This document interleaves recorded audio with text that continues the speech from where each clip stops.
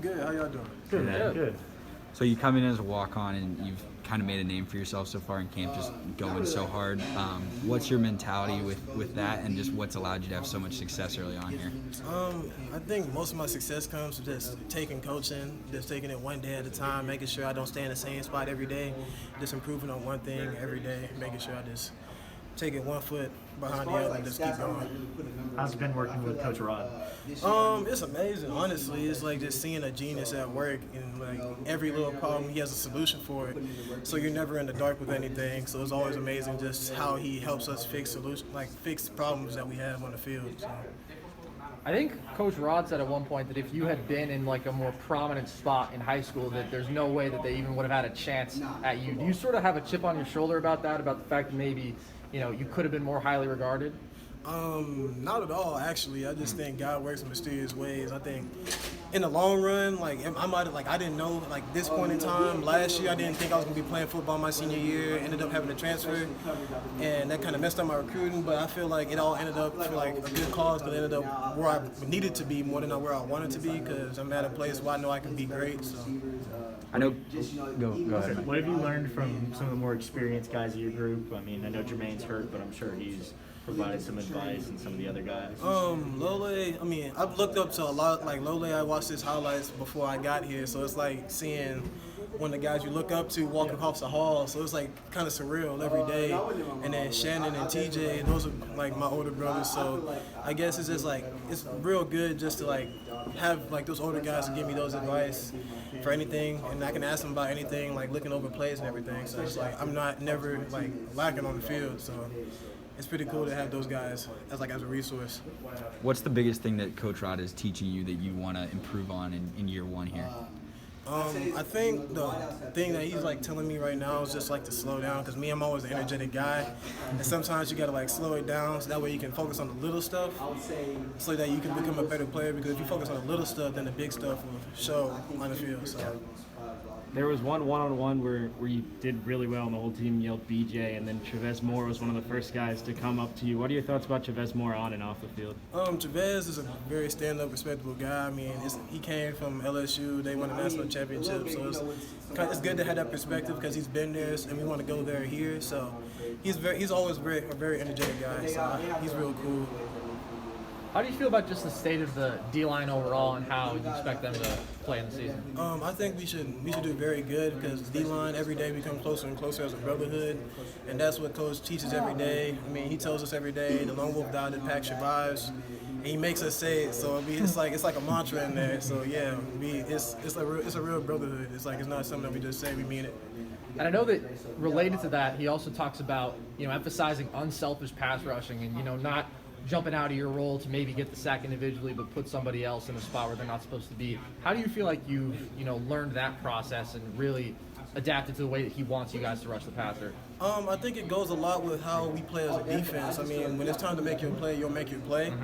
But I think you have to be unselfish. That way, everybody gets to the goal that they want to get, which is a win at the end of the day. So I think that's how we play. And then with the rushing and everything, like you said, every rush, you have to know what you're going to do. I mean, if you do the wrong thing, then you're going to mess up the other guy. So it's just accountability at the end of the day.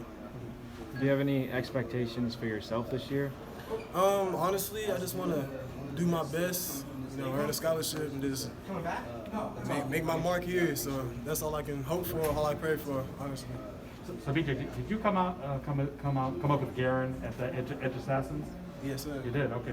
Let's talk about that academy for defensive linemen, and obviously, you know, Garen coming here. How much did that play in your recruitment? It didn't really. Me and Garen didn't really find out about each other until we already made the commitment. So I mean, Garen's a pretty cool dude. You know, we just look at plays with each other. You know, he's a DN, I'm a 3-tech, so we work a lot with each other. So it's good that we're just in sync as freshmen. That way we know what we're doing with the other guys. That way we look good. So. But that kind of help you like acclimate to everything when you got like somebody else from Louisiana, defensive lineman. Yeah, it kind of helped me out, because like in my class, it's only like 2 of us D linemen here. So it's like, yeah, we had to like talk to each other about everything, look over plays and everything. That way, like, when we get into it, then we going into it with our ground hitting and running. So we good. What do you feel like is your greatest strength out there on the field right now? I feel like my greatest strength right now is probably my hands, because I mean, as a shorter stature D lineman, you have to have your hands or you're not going to get that far. And then my explosiveness off the line, like Coach says, because like I just get going real quick, and once I'm going, it's really hard to stop, honestly. How did you end up at ASU? Can you tell us like the story of that? My senior year, I was at Carrollton High School, and then like 2 days before the first game, they told me I was ineligible, so I had to transfer again, and that kind of messed up my recruitment and everything. I told myself like I just wanted to do my best my senior year. Ended up leading the state in sacks for my conference and everything, and all the other schools down in the South, they really wanted me because like shorter stature, so I was sending out my film to everybody. And then before signing day, I was just like praying and everything, and then Rod hit me up a couple days before signing day, told me he had the opportunity for me, and I just took it. So. Did you have a pre-existing relationship or somebody who knew Rodriguez?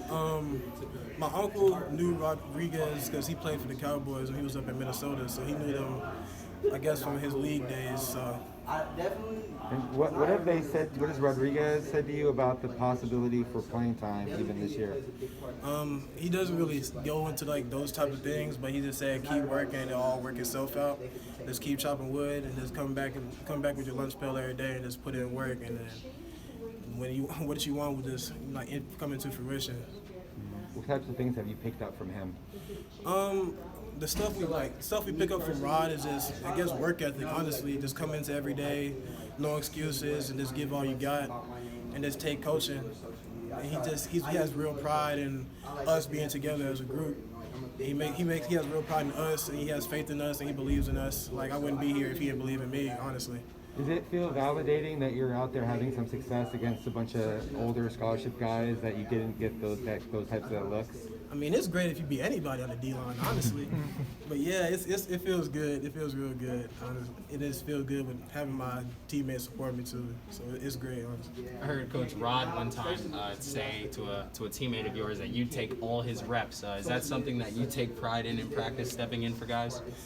Yeah, I mean, you gotta learn to serve before you can actually get into everything. But I guess it's a saying like Rod says, every rep is your rep. So every opportunity that you have to take in this type of thing. So yeah, I mean, every rep you gotta learn. That's how you perfect your craft. I mean, even when there's a guy in front of you, you still go with what you need to do. And then when it's your time to go up, you take every opportunity you have. So yeah.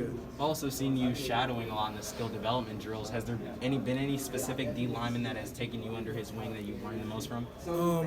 I answered that question earlier. I mean, it's been like three guys mainly, four honestly. I learned from all the older guys, but it's mainly been Jermaine, Shannon, and TJ because they teach me a lot about the interior, and they just taught me a lot. And I've had great successes listening to them as like older guys because they've already been through a lot of stuff and they've been where I wanted to go and they're on scholarship, so it's really nice having that type of resource coming in as a freshman. So yeah. As a guy from Georgia, how's the transition into Arizona? It's hot, but it's hot, but it's nice. I guess it's way faster pace out here, but I guess it's like football is football. At the end of the day, you just gotta adapt to it, and that's part of the sport, just having adaptability and just being great. So. You prefer the humidity over the dry heat? Honestly, I'm good now. First couple of days, I was knocked out, but yeah, it's good. It's good. With Lole out for a while, like how have the rest of the D linemen kind of taken that news and knowing that you guys kind of feel like you got to step up and fill that void? It's hurt us because like. Jermaine's like the big brother, but it's like what Coach Rod says. He has this saying like amor fati, and that means love your fate. And we just gotta love our fate and just go do it for him. He's still one of the guys. He still teaches us. We still love him, and I mean it's still good to like come to him for advice. We got more to play for now with him. So yeah. Have you seen him kind of react since the injury and just maybe trying to stay involved, or just trying to keep his I think he hasn't really skipped a beat, honestly. Main's still main at the end of the day. Awesome.